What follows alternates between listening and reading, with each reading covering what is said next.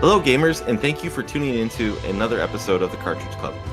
The Cartridge Club is a community of gamers, collectors, content creators, and gaming enthusiasts of all generations. This show that you're listening to is effectively a monthly book club, but for gamers.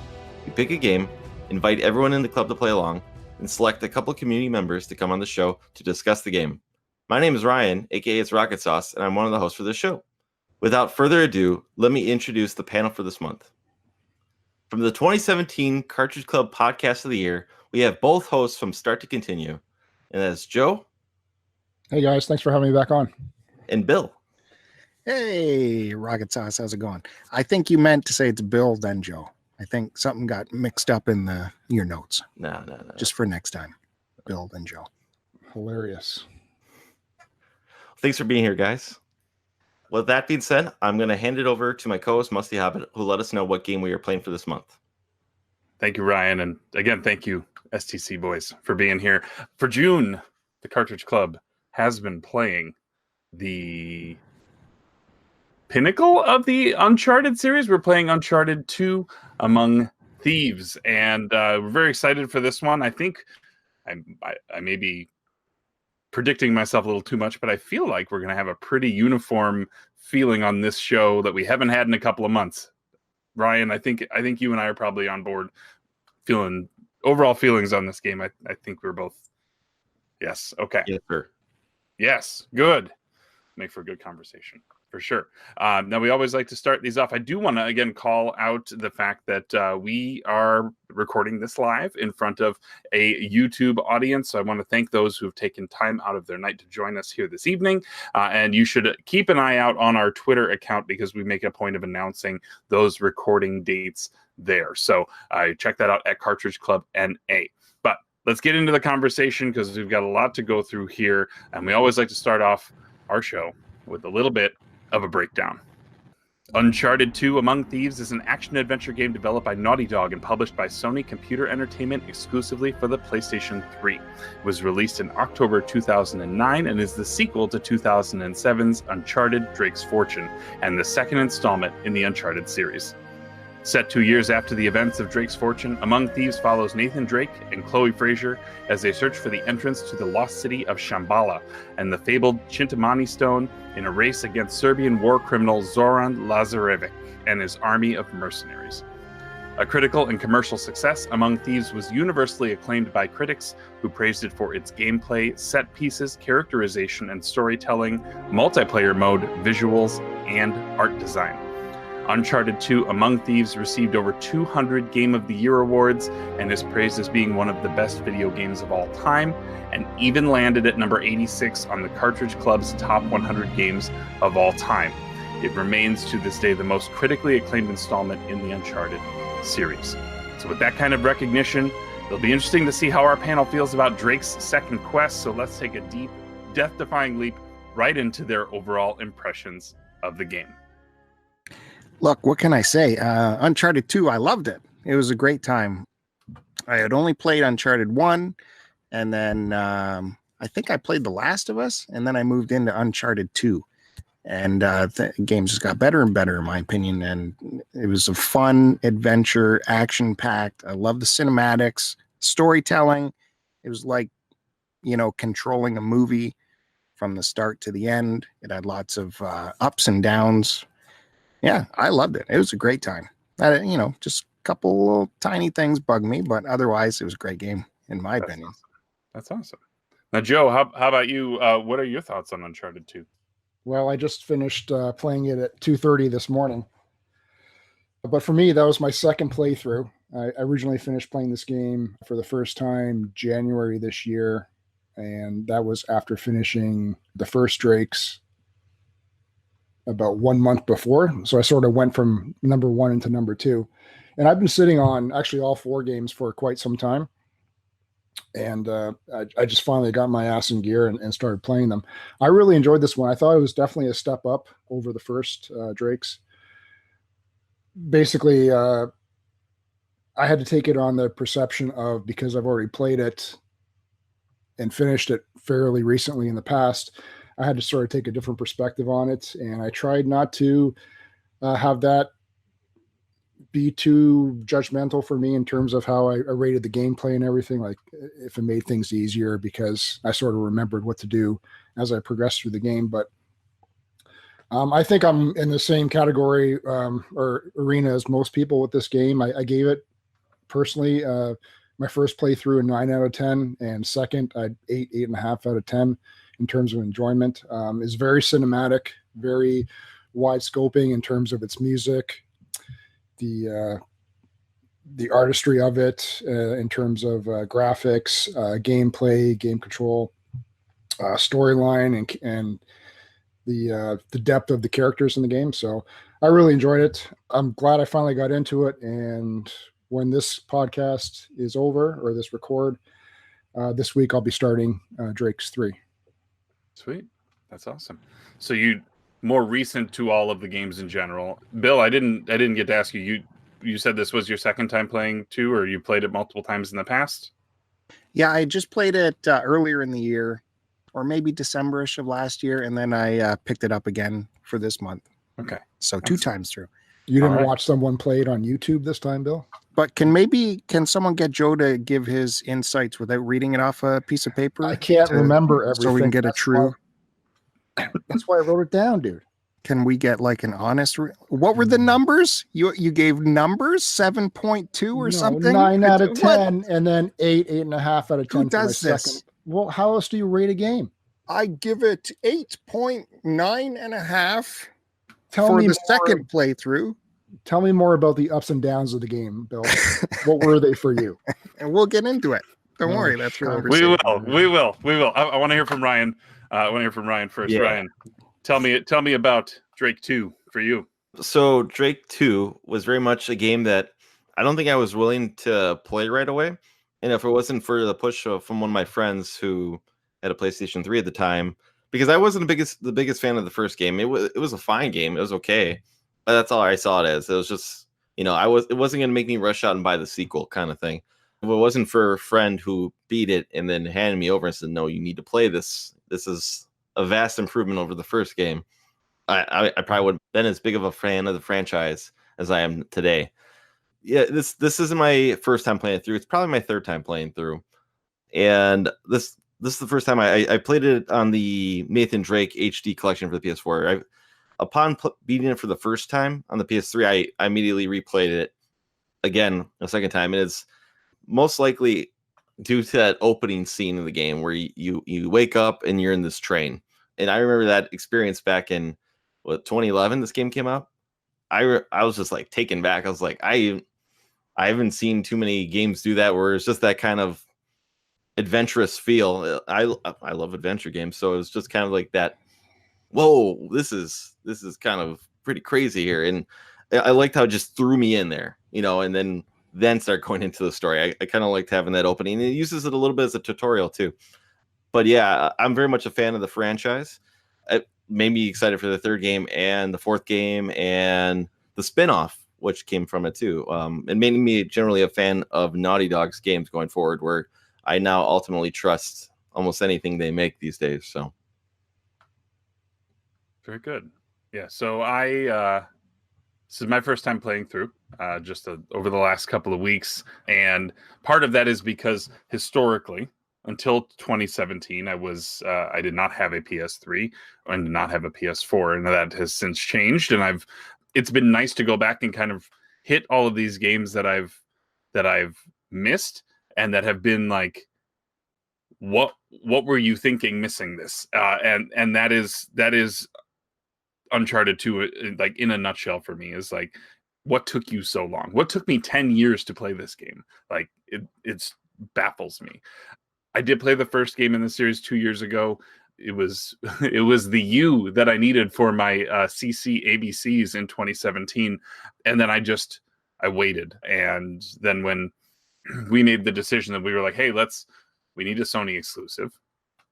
We need a big hitter Sony game. I'm like, well, Uncharted 2 fits the bill. So I totally waited then. And I'm glad I gave it time. Like jumping from the first game into the second game, it is, I suppose you would see a dramatic shift in gameplay features and things like that. Like just plays so much more smoothly. But I think the bigger aspect, which I think we'll get into, is how different the characters feel dramatically different in this game than they did in the first. They were just kind of devoid of, there was something missing, and they found it with this game. And maybe it's just because they were able to kind of hit the ground running with the story, get you straight into it.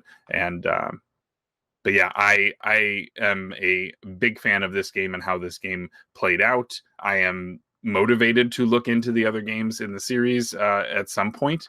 I'm not sure how soon that will be, but I do definitely want to get through them. But I really dug this, and so I'm glad to hear that we're all kind of in the same boat here. It means that, I mean, well, you guys, to those of you who were expecting that we might have a gush fest over this game, I don't know. Like that is probably what's going to happen here. But let's get into it. We've got quite a bit to go over, but let's talk a little bit about one of the biggest things. Joe, you mentioned it, the way the characters are fleshed out here. Do you want to talk a little bit about Nathan Drake and who he is, because he obviously is our protagonist? Should we start there and then we'll kind of walk through the story a little bit, but there's some things I want to touch on as far as who Nathan Drake is, because in the first game, I know some of the criticism is that Nathan Drake is just a killing machine, and I don't think that is the intention. Joe, how did you find Nathan Drake in this game? I'd have to say I looked at him more as like not like you said, like a killer, as some people thought he was in the first one. But in this one, he seemed more of an adventurous, the thrill seeker, I think is probably the best way to describe him. It just seems to be with anything that he comes across, even at the first start of the game when he's talking to Flynn and Chloe, and they start teasing him by saying, they gave him Marco Polo's note that says, "I did not tell half of what I saw, for I knew I would not be believed." And then they have to then explain to him where they have to go in terms of Turkey, right? Into the was it the museum or something? Yep. They are looking for an oil lamp. Just some nondescript oil lamp that happens to be in this museum, right?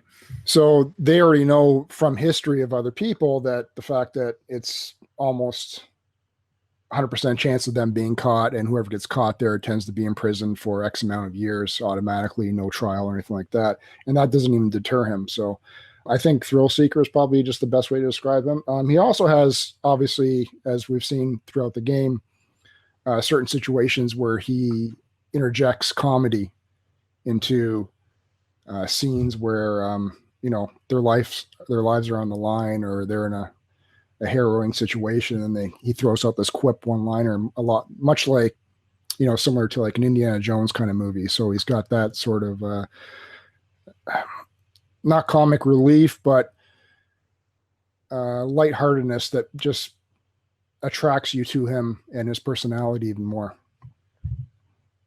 Yeah, I think I like that about him quite a bit, and it certainly fits into that movie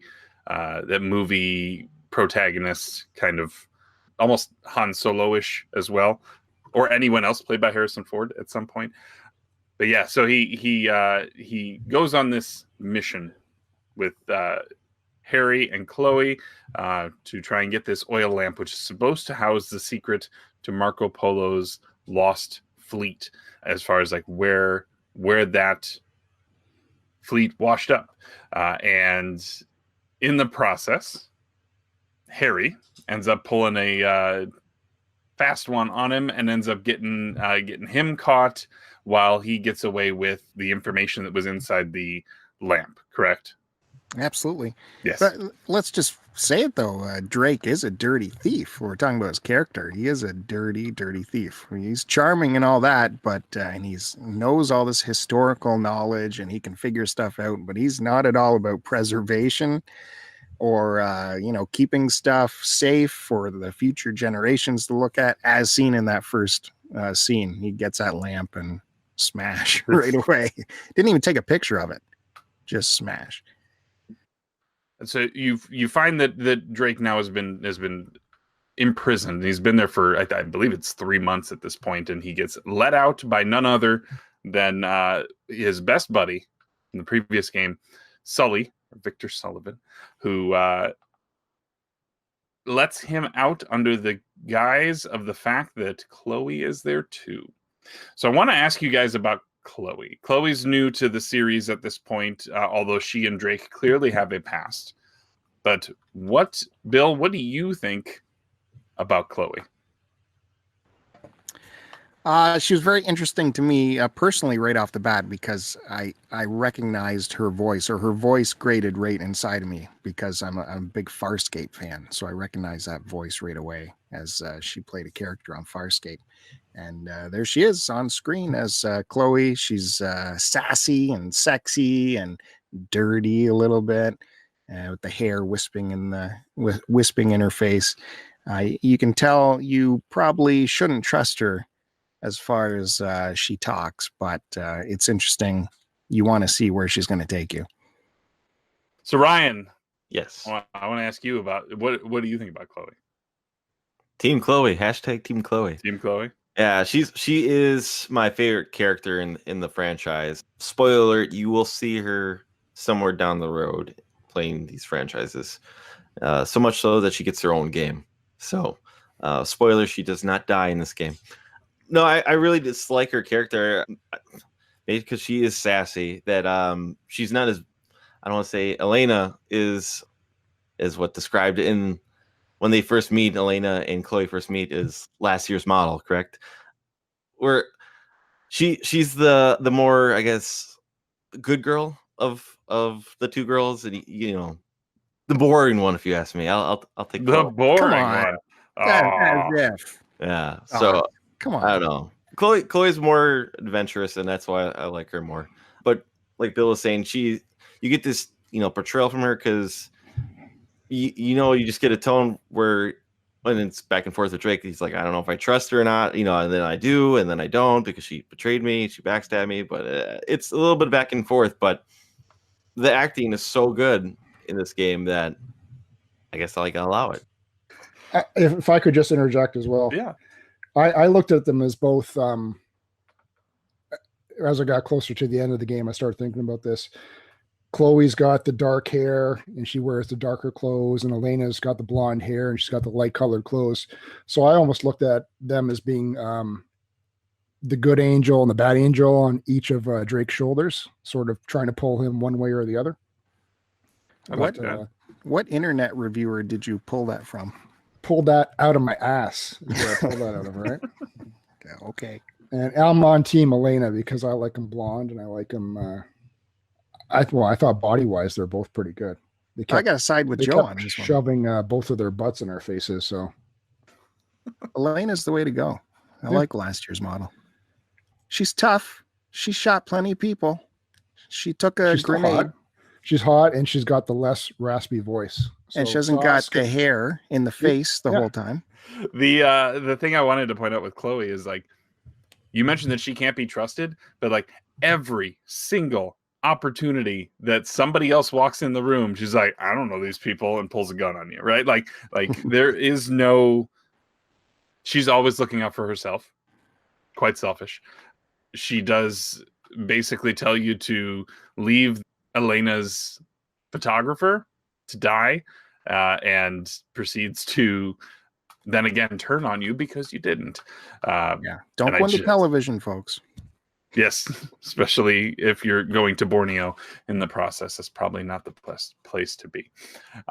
So through this adventure with Drake and Elena and Chloe, they all sort of weave throughout, but you are sent all over some really nice looking destinations. I know that for me in particular, there were a couple of areas that I really dug. Did you guys have certain areas of the story that you particularly liked, like some of the temples, or there was that one point when you're going through the Tibetan village with the tank chasing you?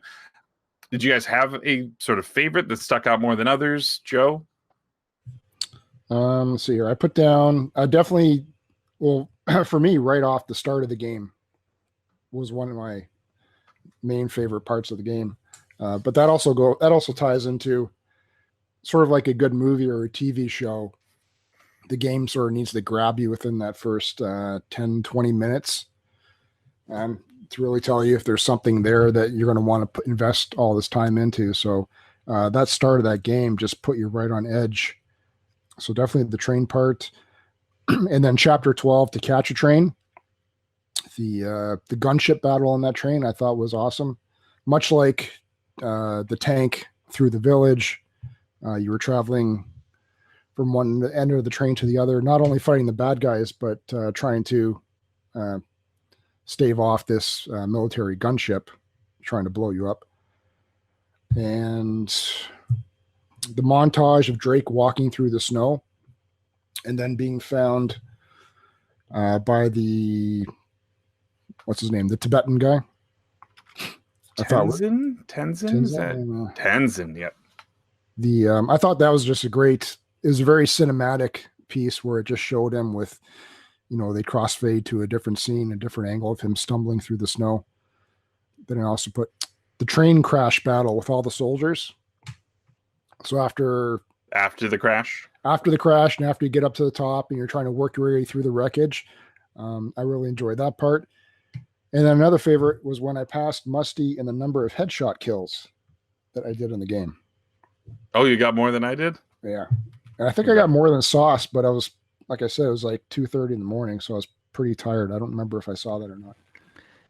I know one person you didn't get more headshots than. No, I know you like head.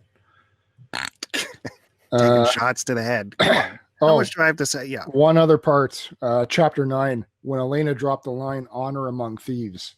I love it when characters in the movie sort of like make a reference to the title. It's very James Bondish. So I loved it when she dropped that line. I popped for it. You loved it. Bill, how about you? Some favorite moments from the story. Hey, real talk here. Those scenes where you get in the temples or where there's huge statuary set pieces, man, I would just spend a lot of time just panning the camera around trying to get the best camera angle to see this entire giant statue. I thought those were really imaginative and they looked really good, especially that one temple where that huge statue is like laying down and you got to drive that thing into him to get him to open his mouth. So you go down the shaft. That whole statue looked really cool to me. I liked all that.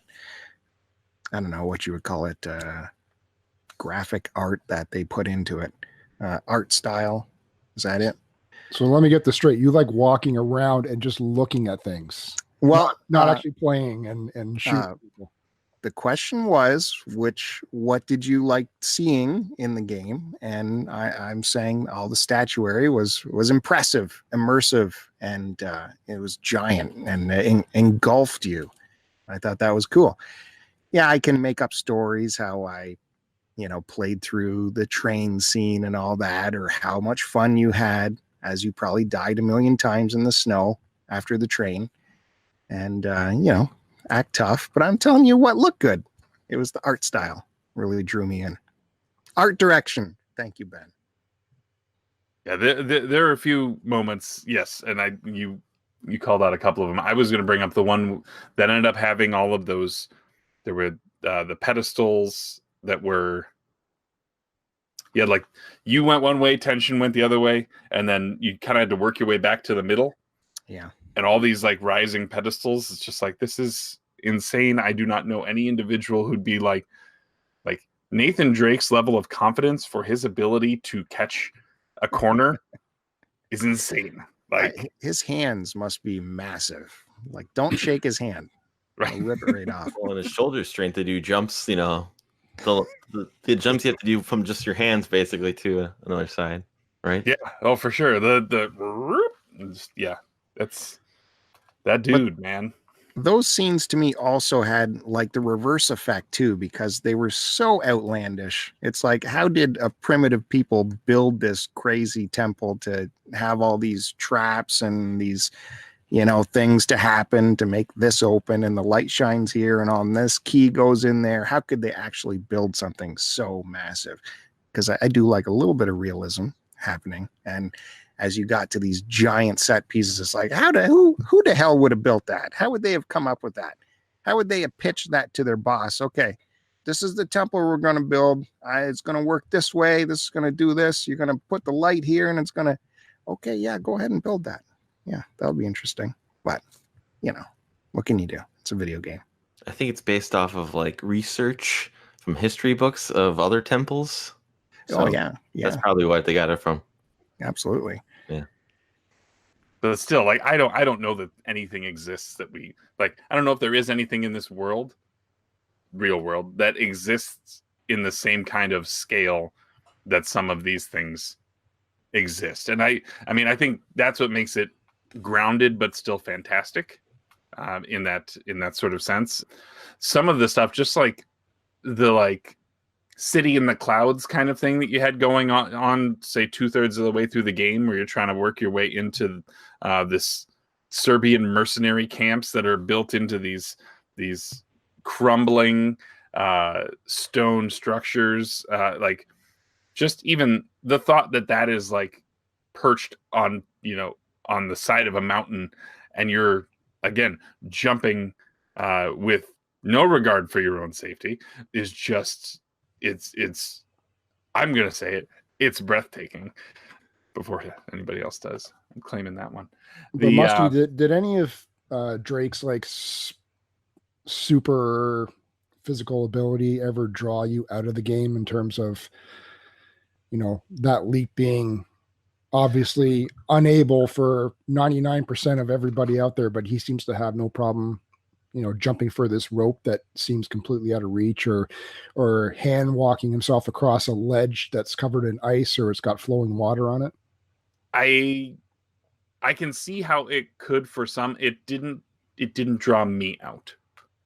And I think maybe it's because this was still a little more realistic than other games that do, like, if you look at other games that came out around the same time, like Mass Effect 2, right?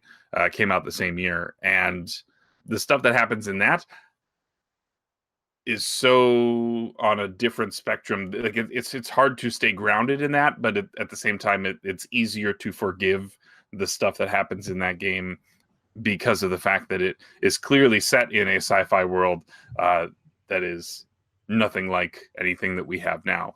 Whereas this game, I don't know, like I believe that there's somebody out there that can do the things that he's doing, and I'm willing to let that suspension of disbelief occur in this situation. For me, I wish I had like an ounce of that like bravado and like willingness to do that type of dangerous stuff, but like, I don't rock climb. Like, are you crazy? Like some of the stuff that he does traversal wise is amazing, and it's something that you see in the big action movies these days, and it's really impressive. But you still have these moments where, like, they've shown you this whole time that climbing up this, rock walls that look like this, or climbing up bricks that look like this is going to be okay. And then all of a sudden they throw a hook, and they let a brick crumble here, or they let, the thing that you're on all of a sudden is unstable, and you have to react quickly. Otherwise you are going to die along with it. And it's when you're able to then still catch yourself in those moments and keep those segments of the game flowing that it's cool that they can switch that up, and so it doesn't get the same action that you're doing at the beginning when you're climbing up that train.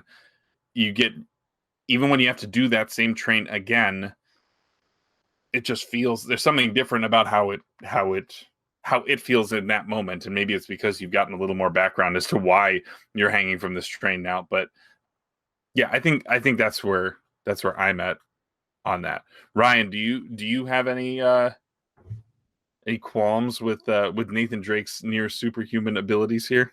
No, and it's because I think the gameplay is so much fun that I just let it slide. When I think about that stuff, I think about the level when you're like roof hopping and there's a helicopter shooting at you. I remember that was like playing that back in 2011 was like, holy, this, granted, like I still had fun playing it on this playthrough as well, but like those are things that stick with me when I think about this game. I'm like, that was awesome. And traversing this was awesome. Like, you laugh and you think about it now that anyone can make a jump sometimes like Nathan does, but when I'm having a good time, it really doesn't bother me. So you can even see the stuff that they pulled out of this game that they then used toward the newer iterations of Tomb Raider, right? Like the jumping off of a cliff with two hand, axes and like just catching the ice perfectly. Like, we have to let these things happen, right? Like if it wasn't, and our protagonist was just splatting against a wall, then that's not a fun game anymore.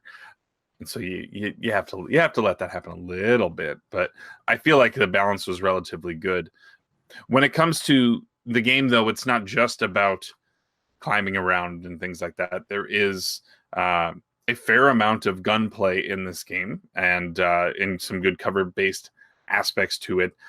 How did you guys, Bill, I'm going to start with you here. How did you feel like the difficulty was balanced between all of the exploration stuff and then when you get into these sort of shooting segments? How did you feel about that?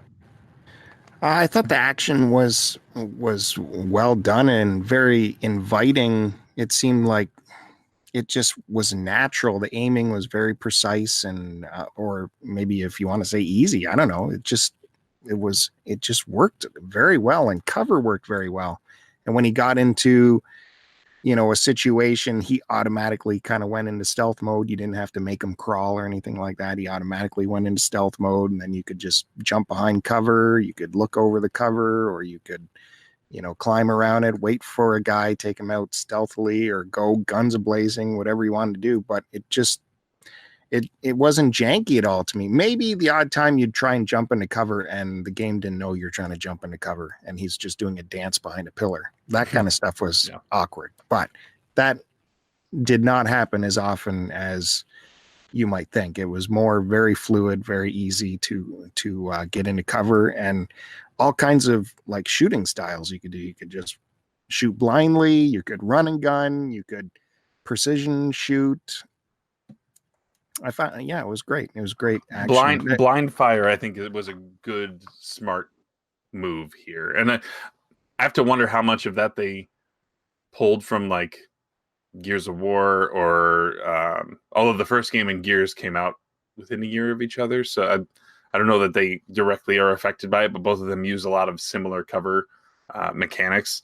The blind fire, though, was great. Did you have a favorite weapon, Bill, or a favorite combination of weapons? I probably just used the AK more than anything because it was the easiest to pick up. Although the bigger machine gun after that, what was it called? Is it the M4? Yeah, that was pretty nice too. You have to use the crossbow at some point, but it's very limited. Some of those big pistols that were super powerful but had very little ammunition, I was very hesitant to pick up because I like having ammo. I like having ammo in my pocket. I don't like having no ammo. So I was more to grab the big long guns with lots of ammo lying around, like the AK-47. Now, Joe, you said you were more of a precision guy with headshots and whatnot. Did you have thoughts on the gunplay itself, or did you have a favorite gun or weapon combination? I sort of treated this like I do most of my other games, where I like to stick to 1 or 2, 3 weapons at the most and just sort of get the most experience out of those. So I always did the standard handgun that you came with, as well as, like Bill said, either whatever was lying around, the AK-47 or the M4, just because of availability. I didn't bother with the shotgun. I hate those kind of weapons. There was the gun called the pistol. Oh yeah. Pistol. Those, like the shotgun and the pistol, I used out of, if I just was in a big battle and completely ran out of ammo, I would just pick that up. But mainly, I like snipering. The few times that the sniper rifle was available, I took advantage of it. I wish there had been more opportunities to have more ammo for it in terms of me being able to keep it and hold on to it. But really, I would stick with the handgun for the main part. And I probably played about at least 70% of the game with it, whereby I would just do strictly focusing on doing headshots. Also in terms of conserving ammo, but I also wanted to mention in terms of the gameplay mechanics, one thing Naughty Dog did really well with this game, and I can't remember how they did it with the first one. It's been too long, but throughout the game, even at the very start, there was also sort of no tutorial in terms of gameplay or how you moved your man or do your jumping or do your shooting. They did such a great job in terms of sort of incorporating the tutorial into the gameplay in such a way that it's easy for anyone just to pick up and figure out how to, shoot or how to jump from ledge to ledge or to do any sort of the acrobatic abilities. So I thought that was kudos to Naughty Dog for doing that. But yeah, it's nice when you get that game. There's some like retro titles that really get a lot of credit for doing exactly that. Super Metroid, Mega Man games, they really kind of push that type of learning, especially early on. The thing I found was that there were moments when if you weren't figuring it out, it does almost tell you what to do, like outright. I had it happen a few times, and one time it's like, I know what I have to do. I know that's the answer. Like, stop telling me that's what I have to do. I just can't do it. Well, there's one part I found frustrating, and that was, where was it? It was in the swamp or something. I think it was the part where you had to turn on the detonators that were set there by someone else. There's like 4 different detonators. You had to turn them on, explode all the shit. And then what's his face? Sully was up on a ledge, and he was beside this tower that had a guard in it. And you were supposed to throw a grenade into the tower to destroy it, but I ended up doing a headshot on the guard. And then he kept telling me to get up to where he was. And I couldn't find any way to do it. I was kept looking for handholds on ledges or ropes to climb up or vines. And in the end, you had to actually toss a grenade in there, explode the tower up so that you could walk up one of its beams after it collapses. So that happened a couple times throughout the game. Those were a couple frustrating parts, but aside from that, they were pretty straightforward in terms of what you could do or what not to do. The Naughty Dog ledge always gets me, where you're walking along and you got to jump down a giant ledge to get to the next area, and that the shit's going to hit the fan once you drop down the ledge. It's like, oh, here's the Naughty Dog ledge. As soon as I go down, going back, it's going to be hell. That happens quite a bit. That always drives me crazy. One thing I found is that the ledges here weren't quite as, like, in other games that follow the similar mechanic of the traversal puzzles. Sometimes those handholds are so clearly marked, and this I felt like they did a pretty good job of not making it too telegraphed. They also really don't let you see. And this was actually a comment from our forums. Top Spot mentioned the fact that in a lot of these climbing puzzles or climbing areas, right, you kind of had to get in before you could really see what was going to end up happening. So it's really just a linear kind of path of I'm going to jump from this one to this one to this one to this one, then I'm going to jump backwards across to this. Like, there wasn't a whole lot of discovery there, and so that was one of his comments, was that you're just simply funneled into a specific path to get forward, and that's that. And I think, Joe, your example of the that watchtower that you have to blow up with a grenade is a perfect example of that. Like, they didn't have a backup plan for you if you didn't take out that tower. But I bet if now in that moment, Sully's like yelling at you to do something, right? Like that's the narrator in that moment going like, hey, here's nudge, nudge. Here's the hint on what you need to be doing. Like, he's commenting, right?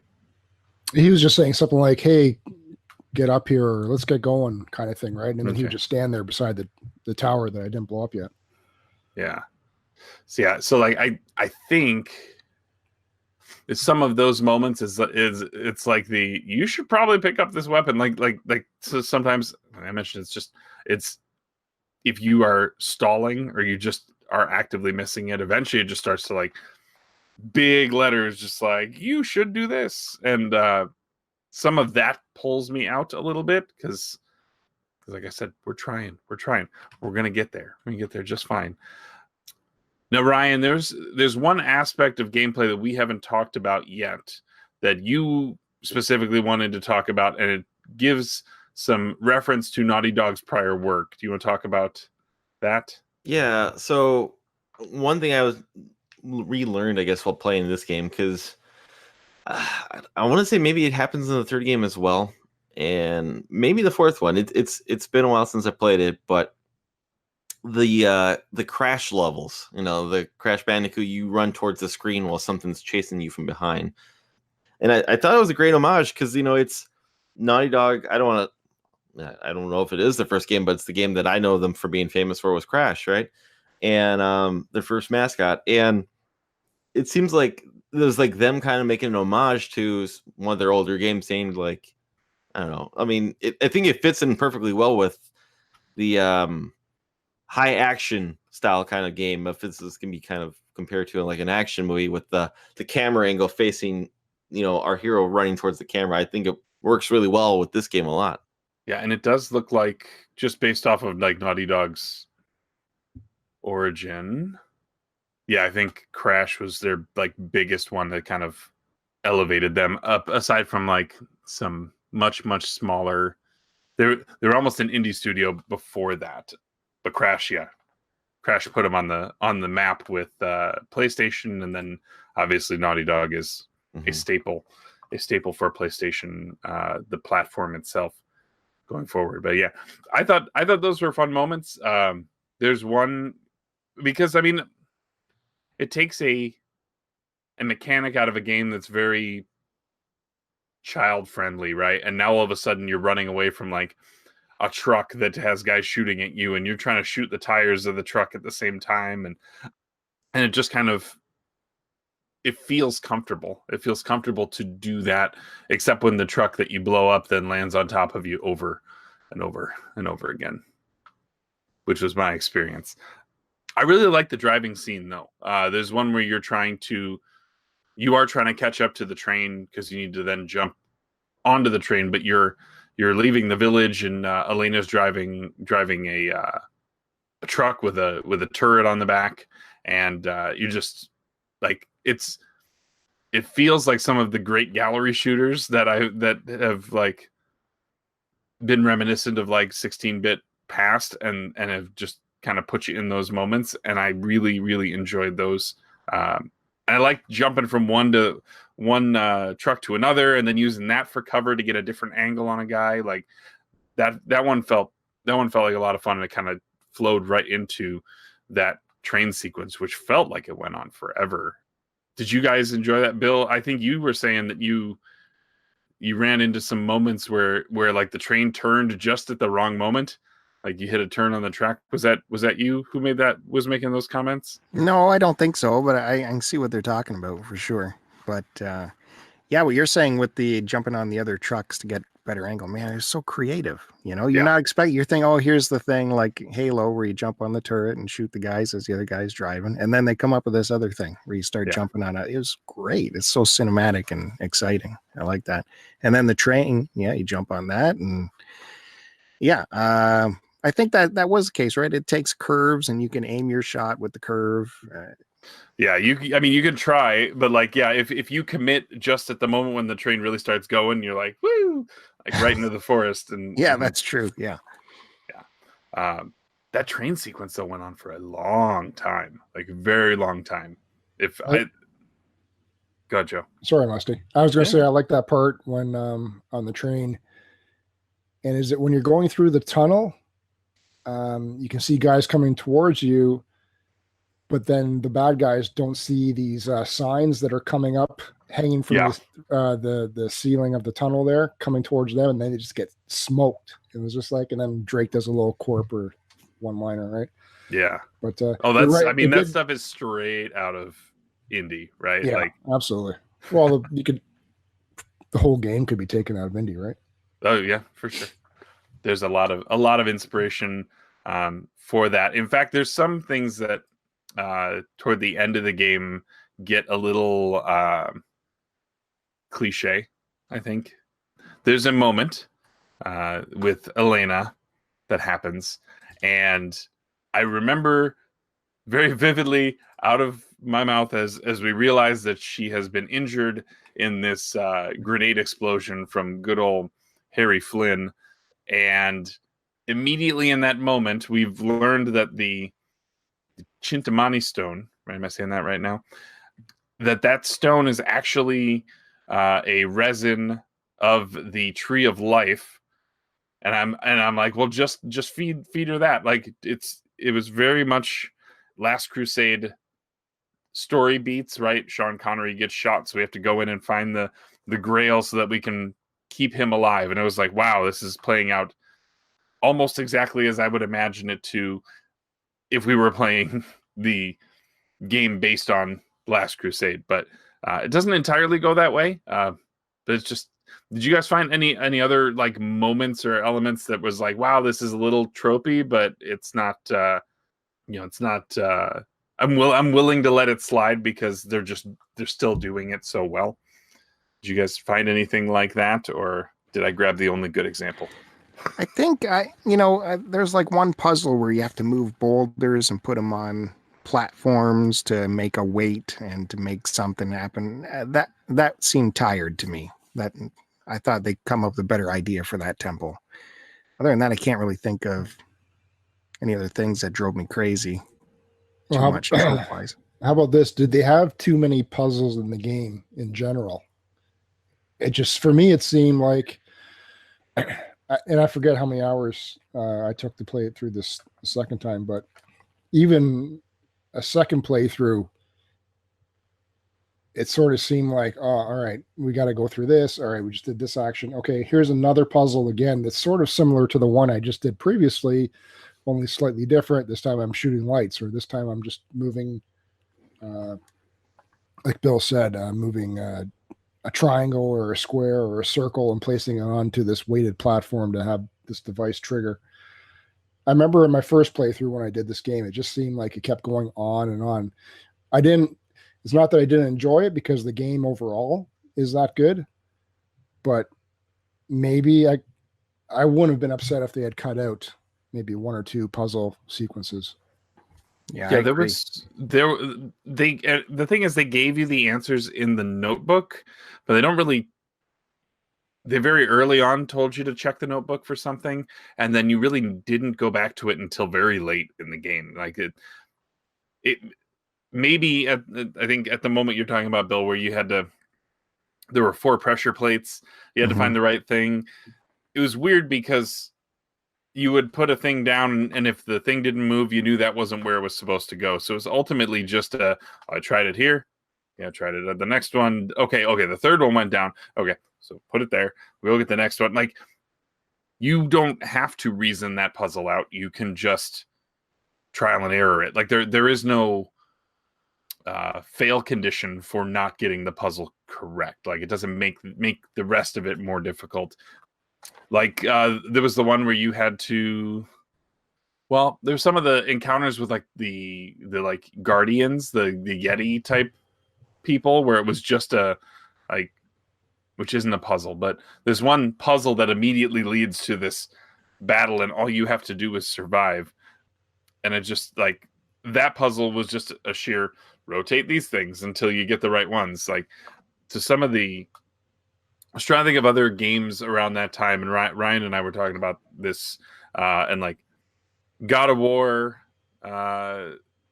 which by this point that this game had come out, God of War was right around the time that their third game had come out. And a lot of their puzzles are like, turn this thing twice and then push it into place. And Ryan, you had another example that we brought up, and I can't remember what it is. Yeah, it reminded me a little bit more of the classic Resident Evil puzzles. Like, I got a lot of those vibes where it's just like push this to that, or to get this into unlock said path. I got that vibe a little bit from it too. Yeah, I think that's good because right, you've got like medals and things like that. Mm-hmm. Joe, you had a comment? I was going to say you're absolutely right, Musty. There should have been a penalty of failure option in terms of instead of just doing every single thing in a certain order for one of these puzzles, you put down something in the wrong spot, boom, you get instant death or some kind of penalty. You got to fight a horde of creatures or enemies or something. I don't know if those puzzles added anything to the game. Like, did they add value to the game? If a couple of those puzzles, or could we have just skipped them? They were just speed bumps, really. The one with the mirrors in that large temple, I liked, but the light shooting the light. Yeah. But really, fun. Those were just kind of I climbed to this spot, I pushed this button, now this thing is like it. I don't know that that's truly a puzzle, right? Like that one is because I'm getting to a certain spot, suddenly I'm able to then, now this thing falls into place and now the light can be shown upon this spot, right? And now this opens up, right? It's, we did have one example. So thank you, Top Spot, for the example. There was the room with you and Chloe get in there and the spiked ceiling starts coming down, and you had to quickly think of how to stop that. But you didn't have a ton of options, right? Like that one, unfortunately, I think somebody as I was streaming it, somebody was like, shoot the teeth. I was like, oh yeah, duh. It's like part of me is like throwing a grenade in there, and it's like, no, just shoot them, and it'll resolve itself. I just want to say though, so I think some of the puzzles in the defense, and not saying all of them, because I completely see Bill's point of them being just like parts to slow you down for a little bit here. But I think also part of it is to show you that, Nathan, I guess, is a thief and somewhat, having to use his ability to traverse around. I guess just maybe enhance Drake more as a thief is the only thing I can really put it to, that he's this great thief and here's why, Yeah, he's able to solve puzzles that the other team can't. That's why they need Drake. Of course, he just opens the door for everybody to follow him. So I don't know how smart he really is. Yeah, he's like, here, you have to pick. You pick which one of these ladies we're gonna shoot.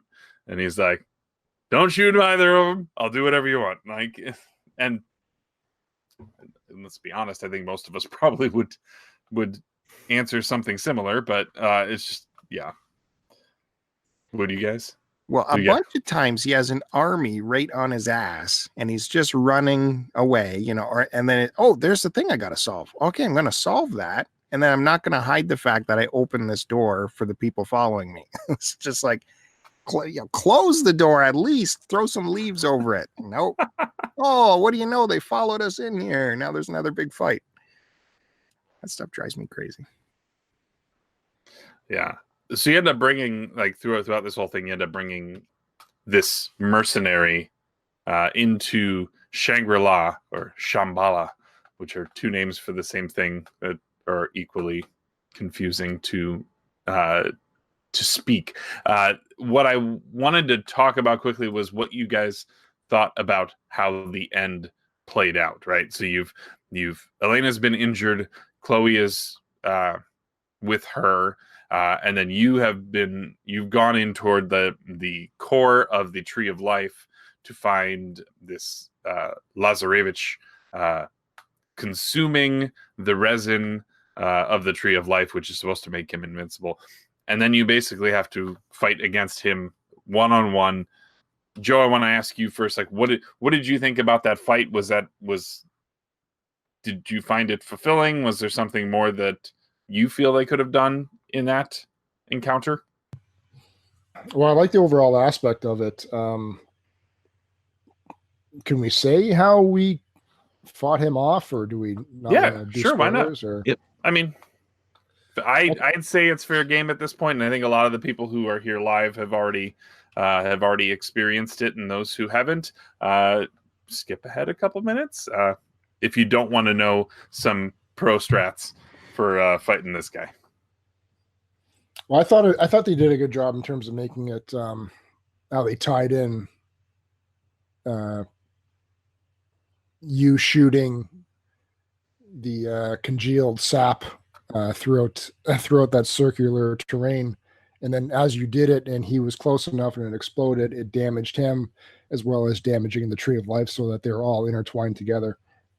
I remember the first time I played it, I was focusing on shooting him at first without it really being effective. My one complaint would be is I wish they had done it so that there might have been another option, because all I did was, and I'm assuming everyone else did this, is I would just run around the outer track, turning occasionally to make sure to see that he was still sort of following me, and then time it so that when he got to a certain point in front of that sap, shoot it, and then I would just take off running again. So it's sort of just like a big hamster wheel chase with him chasing me around.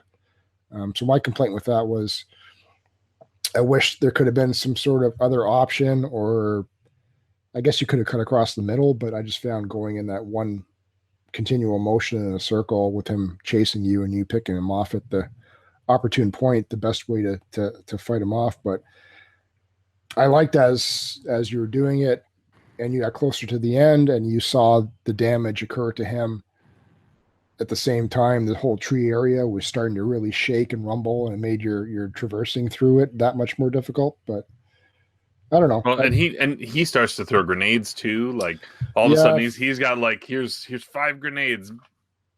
Dodge those. But even that, if you just kept on going in the same direction, very few times you would take a hit from one of them, right? If you stood still, that's obviously true. You would. But I don't know. Graphic wise, I really enjoyed that part though. Like I love that whole tree of life being sort of like a living entity. I don't know what else they could have done to it. Bill, what did you think of the end? I think, like Joe said, in the hamster wheel, I think I was looking for something a little bit more creative, because we saw so many creative set pieces that I didn't see coming as you played through this game. Like, you were in that office building that got shot by the helicopter and the floor starts to fall and you jump through a bay window. And then this guy, all I'm doing is I'm running over that fallen tree, turn around, sap, shoot, go around again, and I make my way up that fallen tree again, turn around, shoot, back, do it again, and you do that over and over and over again. Now, sure, I died a couple times because you just lose the rhythm or whatever.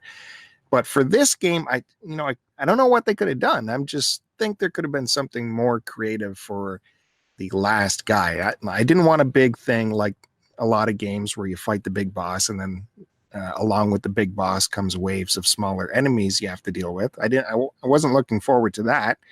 I don't know what. Just something more creative, like you're swinging on a vine and having to shoot him at the same time as he's pulling on your leg or something. I don't know. Yeah, go ahead, Joe. Sorry, Musty. I just want to say I do remember when I first played it, I thought there was going to be like almost like a Resident Evil sort of transition in his character, because he took this and then after you did, a certain amount of damage on him, he would suddenly, I was expecting him to morph or change. He'd have another phase into those blue guys or something like that. Like not just sort of heal and become normal looking. I thought originally there was going to be some secondary transformation to his character or appearance, but yeah. Well, from the first game, I mean, the first game introduces a mutation based enemy type toward the end, and they do the same thing here, but there were some fights. Now I'm not going to say that the fight with him at the end was easy, because I don't feel like it was easy, but there were fights earlier in that once you've made it into Shambhala that are quite difficult if you are not equipped properly. There's one fight where you have to fight against like some of the 4 or 5 of those Guardian guys, and if you don't get their crossbow, which is a one-hit kill on them, like you have a real chance of running out of ammo entirely against those guys. Yeah, and their grenade dudes come out too. Yeah, ramp it up. Yep. Yeah, they got their own guys shooting crossbows. They got the one guy chasing you, just like smash, trying to crush you. And yeah, it's that was difficult because of the fact that you have all these other things happening simultaneously. Whereas with him, it's like, yeah, as long as you can keep your distance, as long as you know where the right spots are to get your damage in, just keep moving, right? Just keep moving, and then, you know, hope that if he grabs you, that he throws you somewhere that doesn't kill you, and that allows you to collect yourself and then have your health regenerate in time before anything else happens. Talking too through the whole thing, so you know where he's at. You can keep him in check just by listening to him. Mm-hmm. Now, once you defeat him, though, in like action game trope number 27, escape. Everything has gone horrible. Time to run. Ryan, what did you think about the escape from Shambhala in this, and did it hit the right notes for you, or what are your opinions on this? For this case, I actually do enjoy it because I think it fits kind of the scenario with what the game's kind of set, right? With all these crumbling environments and stuff. I enjoy it a lot more than I enjoy, I guess, the final boss fight. Or I think it's kind of a proper end. Game's coming to an end. It's time to escape. Now it's like you said, a classic trope. It happens in Resident Evil 2, Escape the City, right? At the end, when the world's coming apart here on you. So I know it's a trope, but I think it fits the scenario very well for this game. So with that, you get your jumping in there. The occasional part right at the end where I think you have to shoot the guy that's holding on to Chloe there. It's a little bit more the cinematic. It's great. It fits the game for what it is.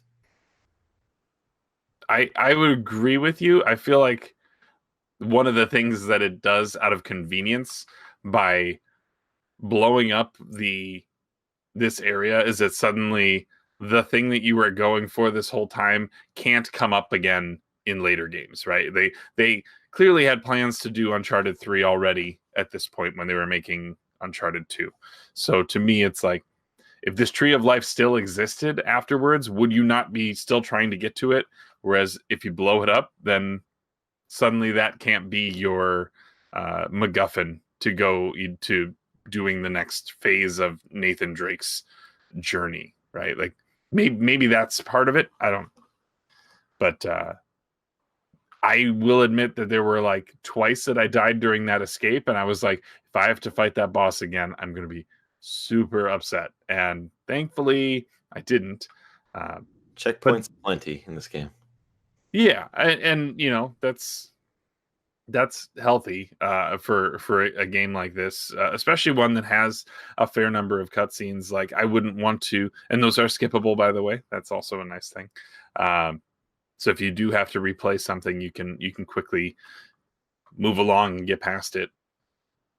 Bill, earlier you brought up the fact that this game feels like playing a movie, but I feel like I hear that term used in a negative connotation, whereas you praised it as a positive. Do you feel like we need to see more games that do this type of thing, or what are your thoughts on this sort of cinematic action game genre as a whole? I just think it was a nice balance of cinematics with action. It's not like you were sitting through a 10-minute cinematic or anything.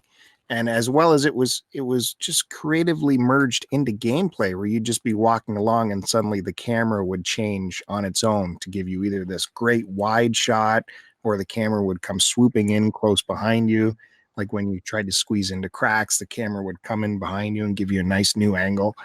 It seemed like every chance it tried to break out of the video game model and give you a more cinematic experience just by moving the camera around. And of course the score really played a big part of that too. The music was always there carrying the momentum. So I think it was just a perfect balance of the two. I would agree. It's great that you brought up the music, because I wanted to mention the fact that this score in particular was nominated for and won a number of awards, including it won the Academy of Interactive Arts and Sciences, won Outstanding Achievement in Original Music. It won a BAFTA for Best Original Score and Best Use of Audio. And then the Game Audio Network Guild, I have no idea what this is, but called it Music of the Year in 2009. And then Best Original Instrumental Song for one called, there's a track called Reunion that was highly touted as well. But the composer of this game also has done episodes of King of the Hill and did Firefly.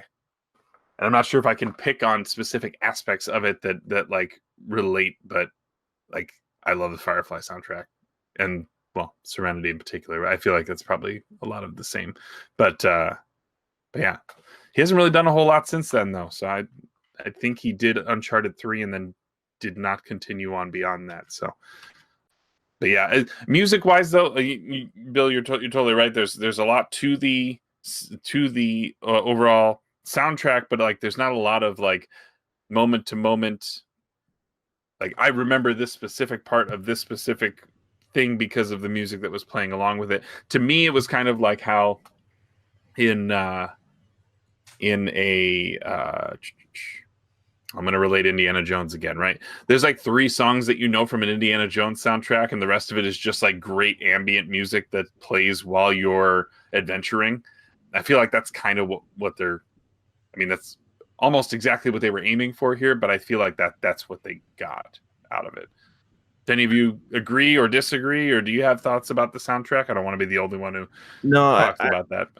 What's it called? With me, the only thing I can think of why I can't remember too many tracks from this game is that there's like so much stuff going on during the game that I'm not probably focusing in on this. You know, I'm focusing in more on the acting performance of the characters, or solving a puzzle, or you know, in combat where I'm not really focusing what's going on. So it's stuff that it just kind of fades away because my attention is diverted somewhere else.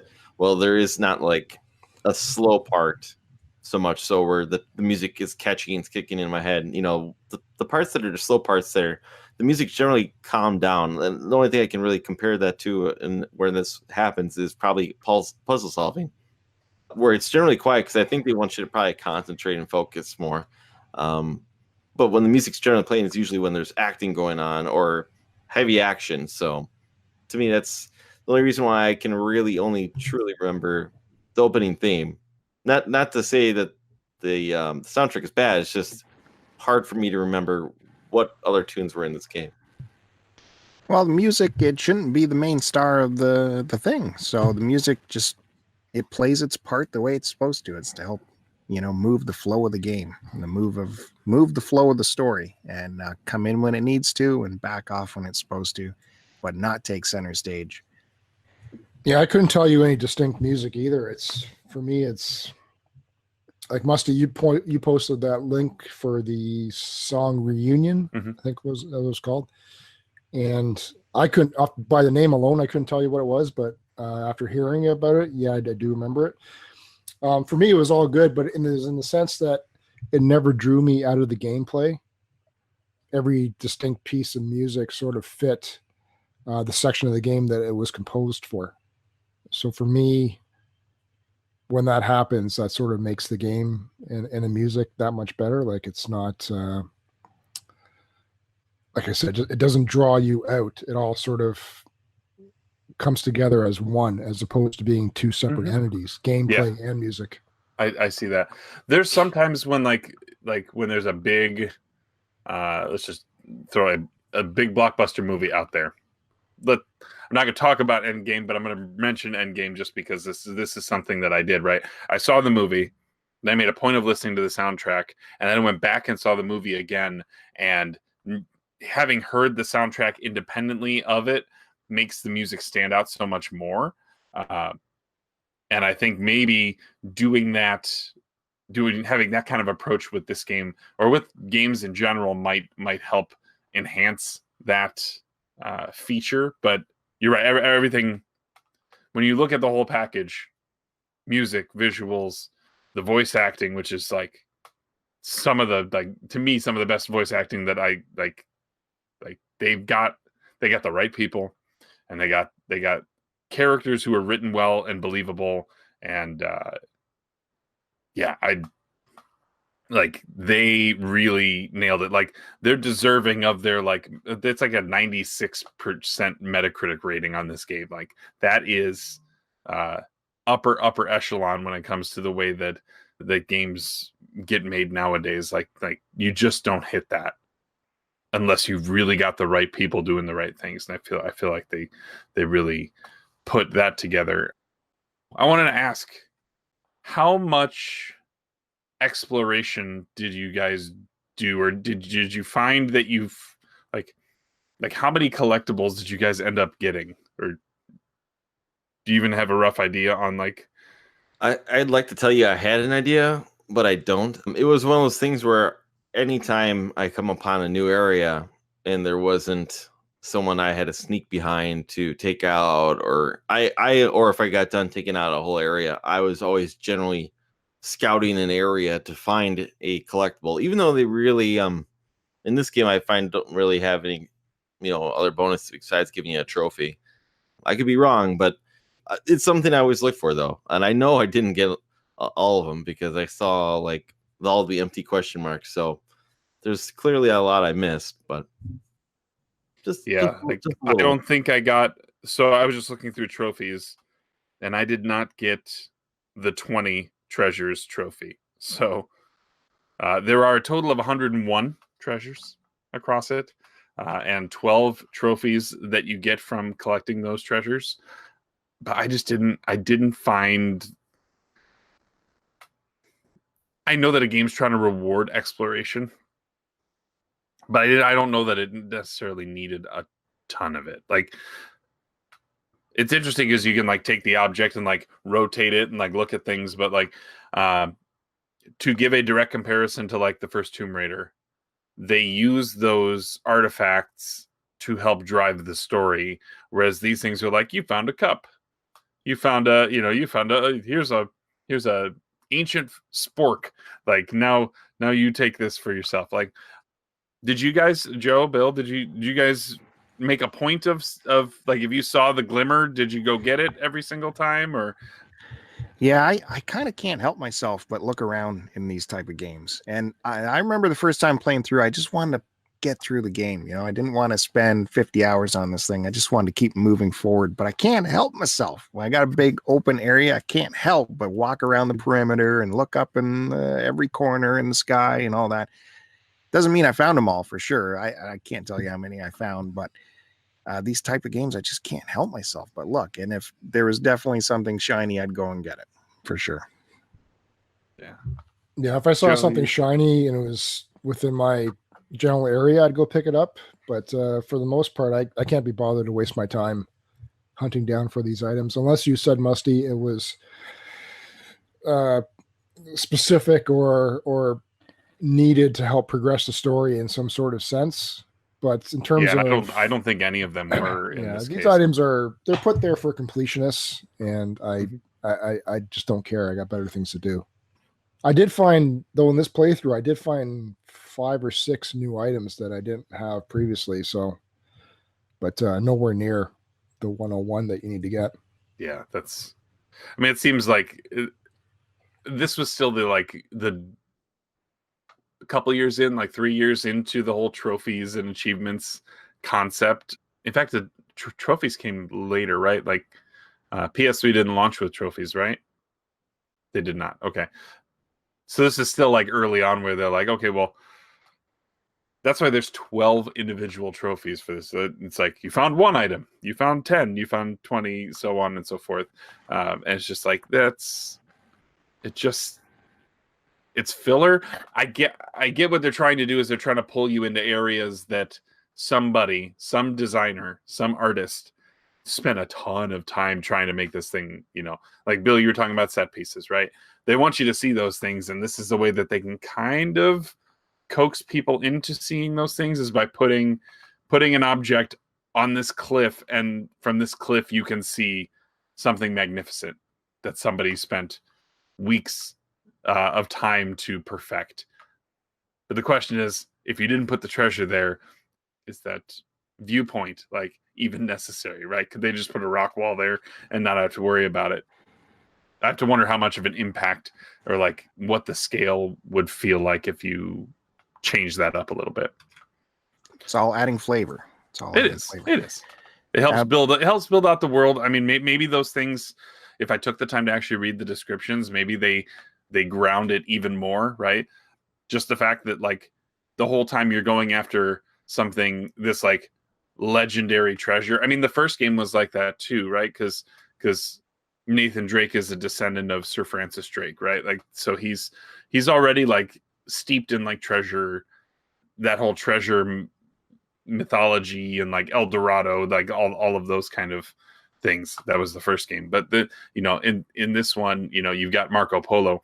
One of the funniest moments in this game, you come upon a swimming pool, and you jump into the swimming pool, and immediately I think Elena's with you at that moment. And does she say Marco, or do you say Marco? Drake says Marco.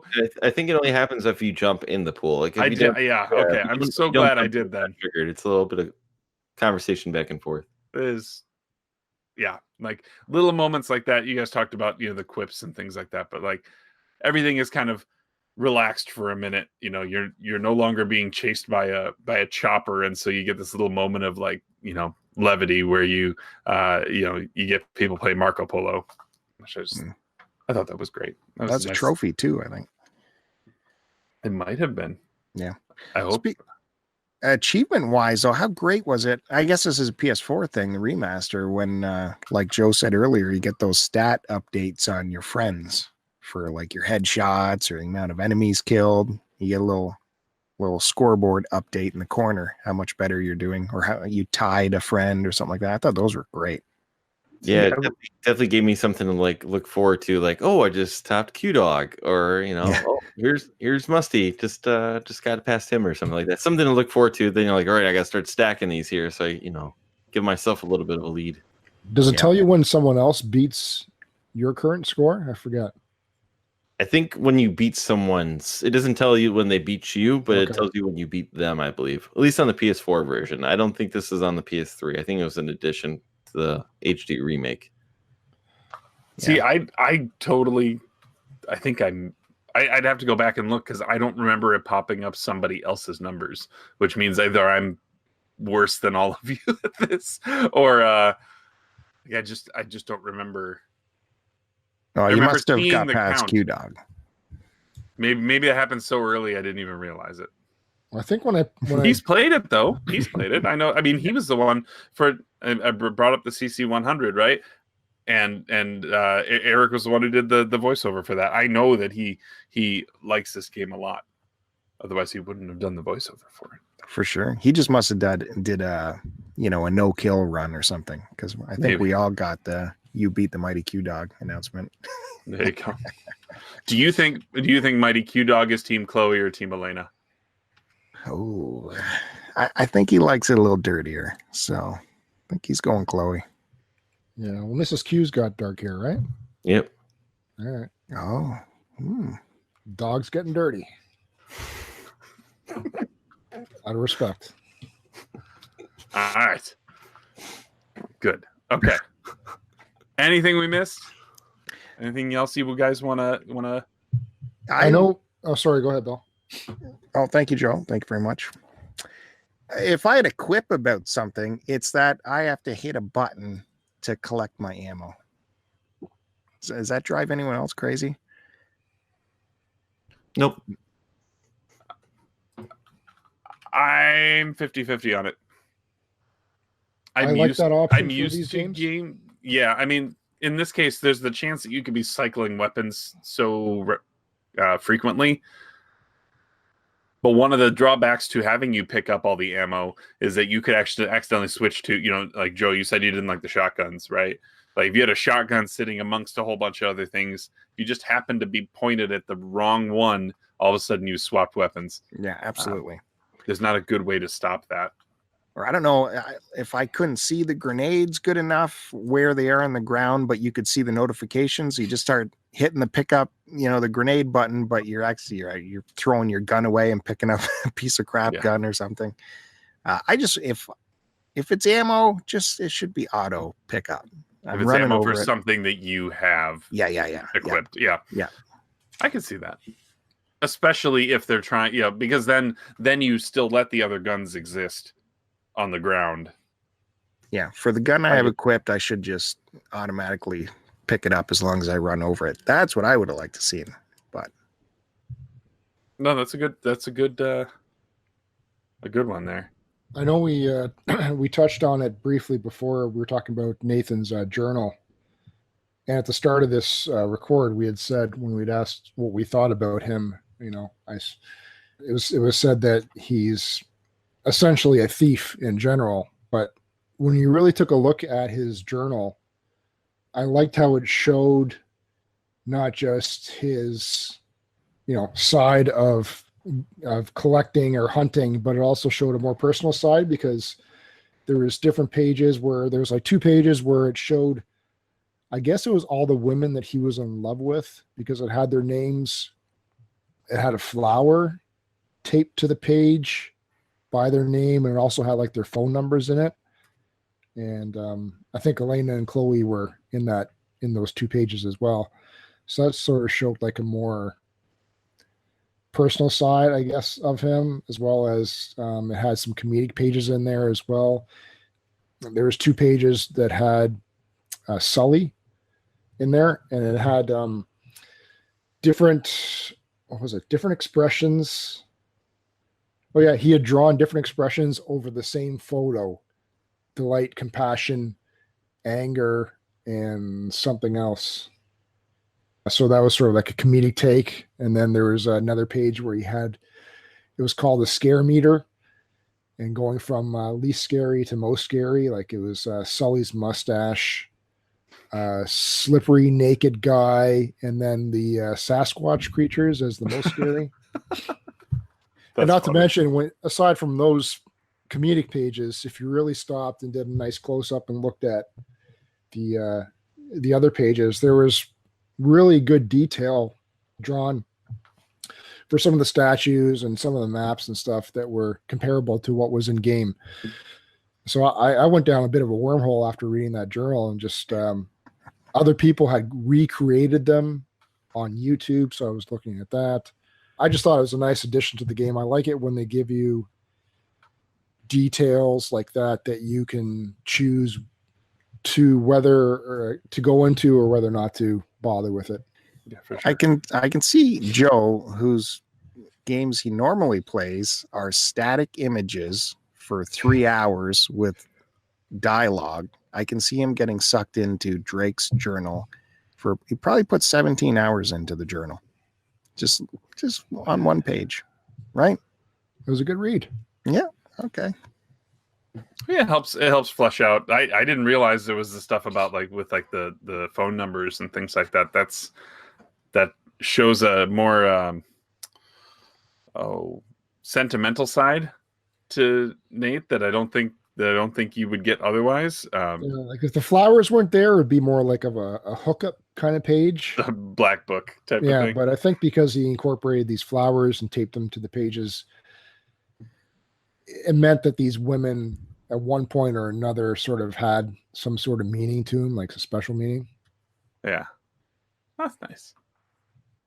And Bill, you should talk to Joe about the new Uwata Rimuono game. Utawari Rimono. There you go. I'll be buying that when it comes out. You gave me all the links to it, Musty. I know. I kept getting emails about it, so I was like, "Well, I'm gonna let Joe know about this." It's a Dynasty Warriors game. Anyways, wow, that'll be exciting. I think we have come to the end of at least our thoughts, unless you guys had any final things to talk about. But if not, I want to toss things over to Ryan. We had some nice contributions from members of the community in the forums this month in particular. I was very pleased to see that. And we have a little something special that we're going to play as well. But Ryan, let me go ahead and have you talk about what people said as they were playing along with Prime this month.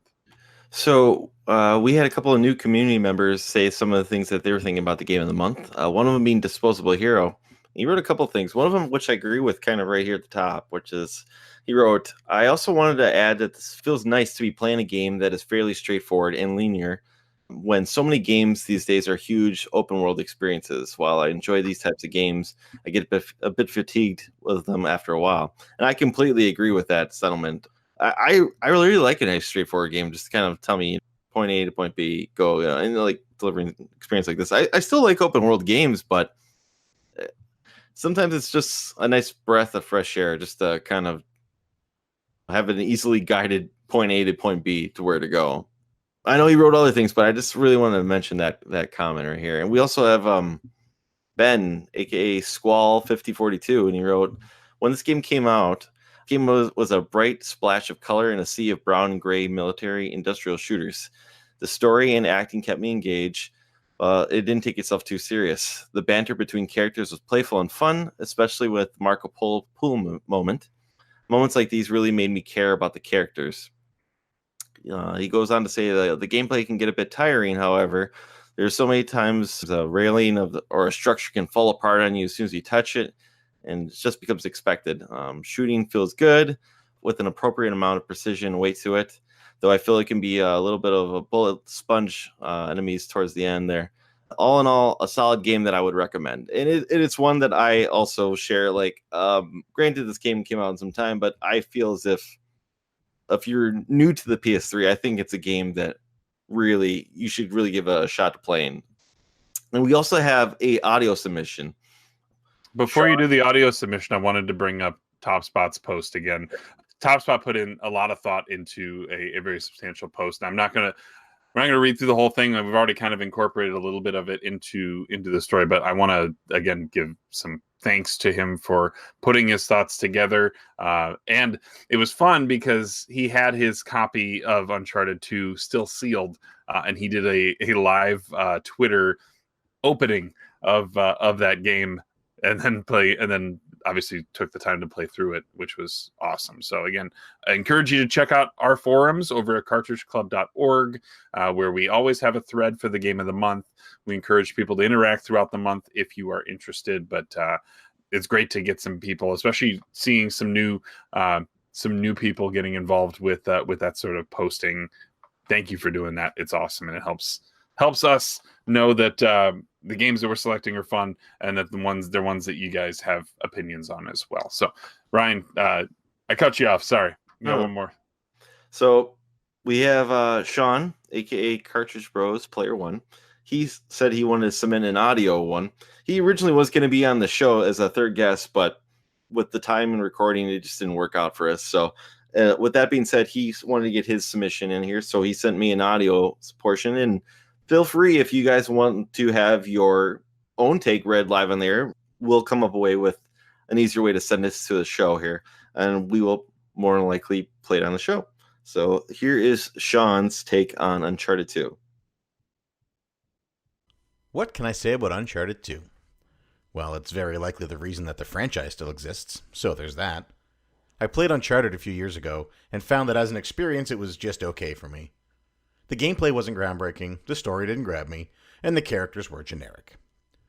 If it hadn't been for Ryan and Musty selecting this as the June game of the month, that's probably where my story would have ended. After some pushing by Ryan, and a Days of Play sale, I decided to give the sequel a shot. I couldn't be happier that I did. Right away, it felt different from its predecessor. Everything was bigger, the characters, the story, and the set pieces.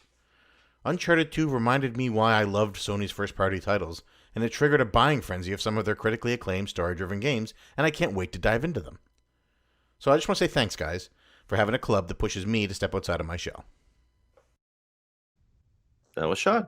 Yay. Thank you, Sean. Yeah, so feel free if you want to do this. It'll save me time from reading on there.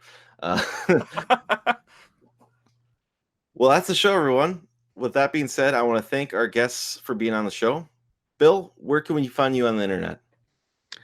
Well, thanks so much for having me on the show. I really appreciate the chance to come on a Cartridge Club Prime episode. It's a lot of fun to share the presence of you guys. It's really good. We have a podcast, Start to Continue podcast, STC Pod. It comes out every Friday. You can look for that. And my co-host is sharing this broadcast with me right now, and that's Joe. But he's got a lot more to talk about. Go ahead, Joe. Well, thanks for having me on, guys, for a second time. I've really enjoyed it. As Bill and I are both proud members of the Cartridge Club, and wherever we go, we always tell people about the Cartridge Club. Proud to be members of it, and we're proud to know you guys and everyone else. You can find me on Twitter at ACDecepticon. Bill already mentioned stcpod.com, where you can find all our links. And you can also find me on YouTube at My Life in Collecting. Thanks for being here, guys. And for myself, you can find me on Twitter at It's Rocket Sauce. I have an Instagram with the same handle at It's Rocket Sauce.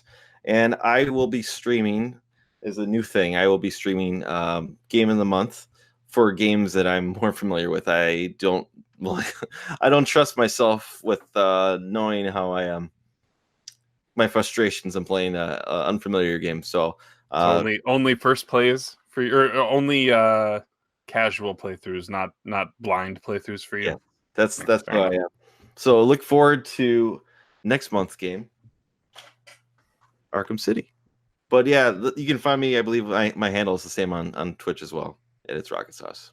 Musty, where can we find you on the internet? Yeah, so the best place to find me social-wise is Twitter at Musty Hobbit, and you can find me about 3 times a week on Twitch at twitch.tv/Musty Hobbit. I still have the YouTube channel, which is Second Breakfast. You can find me there as well. But yeah, thanks a lot for coming out, guys. Again, Ryan just mentioned that next month, July, we are playing Batman Arkham City, which you can find on the Xbox 360, on the Xbox One as part of the Return to Arkham remaster, and that's on Game Pass as well. It's also available on the Wii U. It's on the PS3, the PS4, and the PC. So if you do decide to play Arkham City with us this month, or if you simply have the game in your collection, tweet out a picture of the game, the start screen, you playing. Make sure you tag it with hashtag #PlayAlongWithPrime. We'll be taking all the individuals who end up using that hashtag and putting them into a drawing that we draw at the CC Awards, and we'll be picking one individual to select a game of the month for the month of March. So more details to come there, but please let people know that you are playing along, or that this is the game of the month that we have selected for each month. I would also like to point you again at the forums. We made a bunch of announcements at our E3 coverage for the first 6 months of Season 7. I won't go through reiterating them here, but check out cartridgeclub.org. Arkham City is one that we should hit a pretty wide spectrum of people if you are interested in playing that. If that's not your jam and you want to get a head start on August's game of the month, we'll be playing Chrono Trigger. That is our Season 6 finale. So we'll be playing that in August. Hit the forums there. We have all the games laid out there for the foreseeable future. We also want to give special recognition to our sister podcast, which is CC Portable. And Curtis has selected Super Princess Peach for the Nintendo DS for the month of July. And if any of you, let me just say, if you're interested in supporting the club beyond a review on the podcast app of your choice, I'd again like to mention that the club is entirely funded by pledges made from members of our community. We are, again, extremely grateful to those supporters. If you're interested in becoming one, please check out our offerings at patreon.com/Cartridge Club. Aside from that, we look forward to hearing from you next month. CC Unite.